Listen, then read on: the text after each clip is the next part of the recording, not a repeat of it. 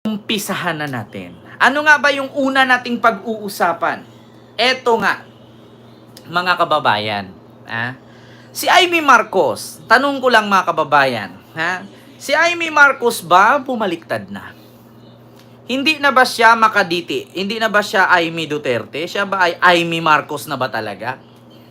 Or nag-iba lang ihip ng hangin kasi ramdam na siguro niyang nanalo naman na siya, hindi naman niya kailangan ang boto ng mga bobong DDS. So, bumalik na ba ang kaniyang pagiging siya? Kasi mga kababayan, may nag-share lang sa akin, no? Tawagin lang nating makapal ang puki ko. Taga Japan po siya, no?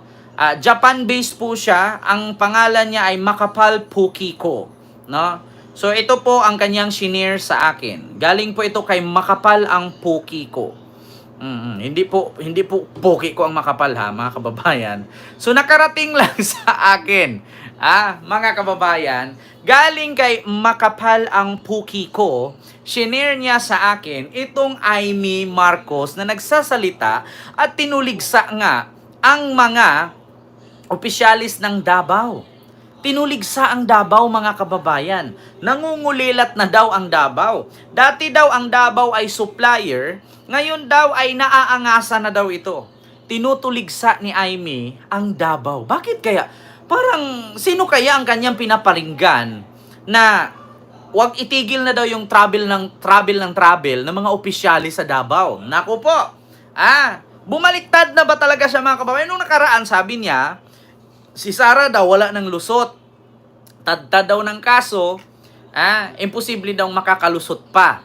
Ngayon, mga kababayan, tinuligsa naman ang Davao. Saglit lang, iinom lang ako. Ito po'y pinadala mula kay Makapal ang Pukiko ng Japan. Kaya, kakaiba po yung mga sender natin, mga kababayan. Kakaiba yung mga sender natin. So ito ipapakinig ko sa inyo ang pinasa sa akin ni pangalang Makapal ang Pukiko ng Japan. Ito po, mga kababayan, wait lang. Ito ha. O, ayan. Tignan nyo, si Amy Marcos po yan. Ito po ay isinare mula sa ating sender na taga Japan or Japan-based. Si Makapal ang Pukiko. Ayan. So ito po. Paano dati number 1 exporter sa buong mundo. Tapos naging number 2 dahil sa Ecuador. Ngayon kulelat na dahil sa Vietnam. Pwede ba i-rescue na? Tigilan na yung biyahe ng mga opisyal dyan, marketing kuno, pero nag-i-enjoy lang sa abroad.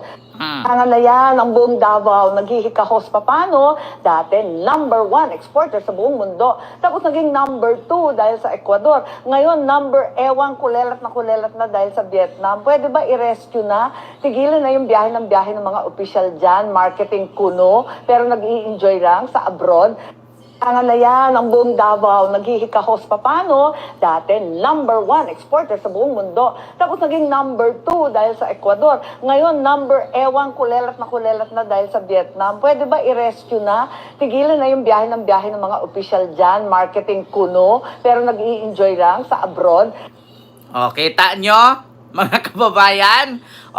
Hindi ko alam, mga kababayan, kung anong number 1 exporter daw ang taga Davao. So ano bang ini-export ng Davao? May mga negosyo ba tong sagingan? Correct me if I'm wrong O kung saging ba ang negosyo dito na ini-export sa ibang bansa, so naging number 2 daw dahil sa Ecuador, naangasan daw ng Ecuador, at naging number 3 dahil sa Vietnam. Ngayon naman daw ay kulelat daw ang Davao, kaya tigilan daw ng mga opisyalis dyan sa Davao. Durian ba? Durian? Or saging? Kasi saging at durian yung pangunahin nilang dyan tigilan na daw ng mga opisyalis dyan sa Davao yung travel abroad na kunwari marketing daw. Kunwari ganito daw, pero nag-i-enjoy lang daw. Nako, sino nga ba ang pinaparinggan ni Amy dito? Si Sara nga ba? Kung tatanungin natin, mga Duterte naman namumuno dyan, halos naman lahat sila laging lumilipad lagi naman silang umaalis. Ngayon nga, yung lahat na magkakapatid nandun sa dahig 'di ba? Hindi ko lang alam kung ano yung ini-export nila dito, kung saging ba, pinya ba, durian ba, or mangga. mga kababayan. Hindi ko alam kung anong number 1 exporter ang Davao ng saging, durian, pinya, umangga. Hindi ko alam. Basta ito mga kababayan ay may naipuna nga itong si Manang Amy Marcos. Hindi ko alam kung bakit nagkakaganon siya.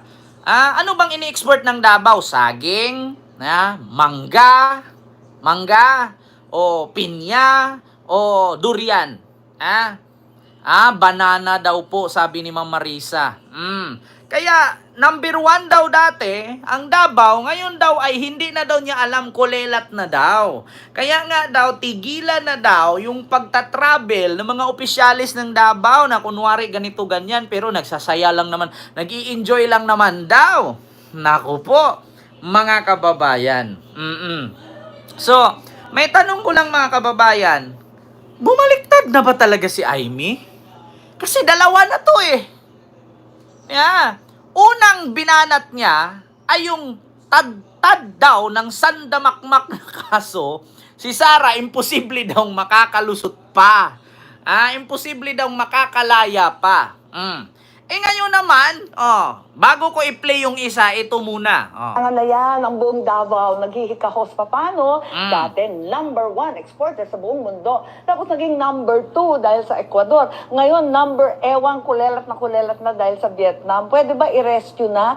Tigilan na yung biyahe ng mga opisyal dyan, marketing kuno, pero nag-i-enjoy lang sa abroad.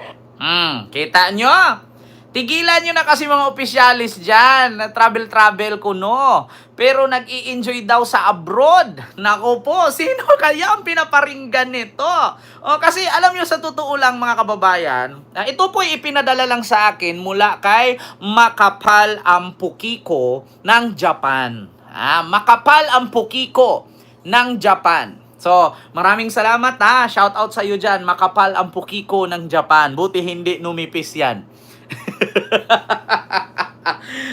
Si Makapal Ampukiko ng Japan na may jowang si Manipis ang Titiko ng Japan. Kaya ang apelido po nila ay Ko.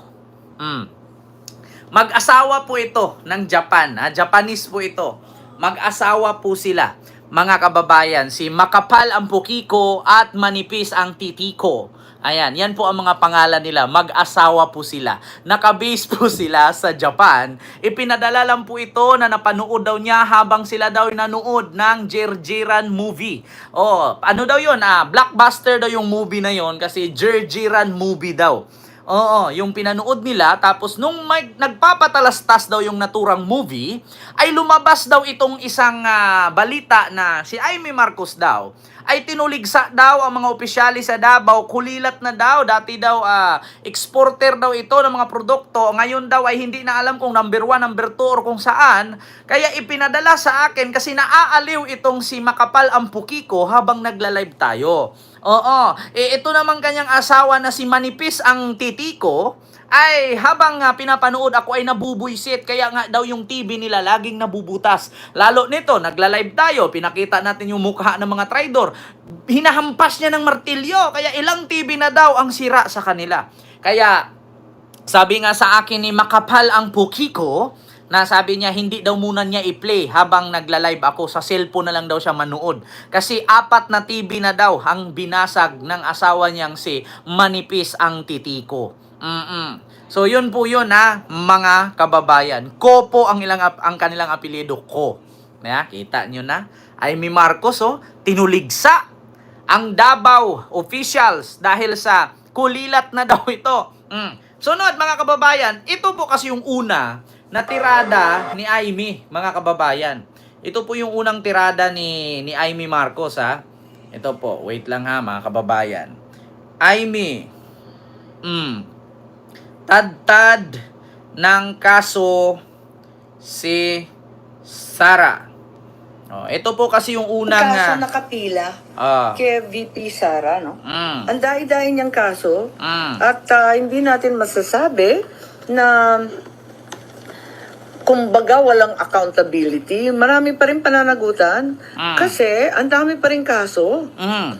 Nakita naman ninyo sa COA, sangkatutak pa ang kaso sa COA, disallowance regarding the confidential funds, nakatenga pa rin yan on appeal before COA Commission. May 3 petisyon tungkol sa confidential funds sa Supreme Court. So tuloy-tuloy pa rin yan. Tapos may COA proceeding sa 2023 confidential funds about OVP, pati na rin ang DepEd. Nako. So, hindi kumbaga makakaligtas kung may anomalya man. Nako. Kita Talagang nyo? maimbestigahan to ng todo-todo. Oh. Meron pang DOJ criminal complaint. Oh. Tapos meron pang, di ba ito yung grave threat, inciting to sedition? Chine-check ko eh. Oh. Kasi yung iba sinasabi, makakaligtas, makakalusot. Hindi naman, wala naman lusutan. Alam naman natin ang ending ng impeachment, di ba? Magpipila pa rin ang kaso. Ang totoo, may kaso na eh. So para sa inyo, yun ang mas tamang step or... Well, sa ngayon, unless mag-umpisa na naman ang panibagong impeachment. 'Di ba? Kita nyo mga kababayan? Kaya sabi ko sa inyo mga kababayan, hindi ko alam kung bumaliktad na yata si Aimee. Kasi ang sabi niya, tad-tad sa kaso kahit matapos na yung impeachment, ay nakakaso na, nakafile na, walang lusot. Talagang tad-tad itong si Sara. Tapos, pag mag-file na naman ulit ng impeachment sa January 2026, panibago na namang proseso. Panibagong kaso na naman. Talagang tad-tad. Kaya nga sabi ko sa inyo mga kababayan, nag-iba na ba si Aimee talaga? Bumaliktad na ba talaga? Hindi na ba siya kay Sara? Kasi napansin ko kapag biyahe ni Sara, wala na siya eh. Kung naalala ninyo, last na kasama siya sa Malaysia. Yeah? Tapos nung pumunta si Sara sa Australia, sa South Korea, wala. Tapos pumunta ng Kuwait, wala din siya. Tapos pumunta ngayon ng Netherlands, wala din siya. So, ibig sabihin, parang naghiwalay na yata yung kanilang landas, no? So, yun po yun mga kababayan. I-share ko lang at maraming salamat pala sa mag-asawang manipis ang titi ko at si makapal ang puki ko ng Japan. Maraming salamat po sa inyong sinishare na balita. So, naniniwala po ba tayo na hindi siya mangga, kundi siya ay balimbing? Yeah? Ang favorite po na prutas ni Aimee ay balimbing, hindi po mangga. Si Harry Roque lang po yung nag-imbento ng ganun. Di ba? Mga kababayan? Klarong-klaro, no? Nako! Diyos mio Marimar, parang nag-iba na yung ihip ng ni Aimee. Kasi ang Davao, mga opisyalis sa Davao, si Baste, sino pa? Si Sara, si Pulong, ay binabanata na. Tinutuligsa niya yung pagiging travel na ng travel. Kunwari may mga ginagawang business, yung pala nag-i-enjoy lang sa abroad. Nako po. Kasi nangungulilat na daw ang Davao. Hala, Diyos mio Marimar. Ito yung sunod. Mga kababayan, speaking of Davao, Davao pa rin. Ma'am Elizabeth, alay-ay, may love shout out. Ito Davao pa rin, mga kababayan. Ano na naman yung Davao, kahit hindi ka ba nagsawa? Hanggat may content dyan, i-content natin. Hanggat sa sila ang magsawa.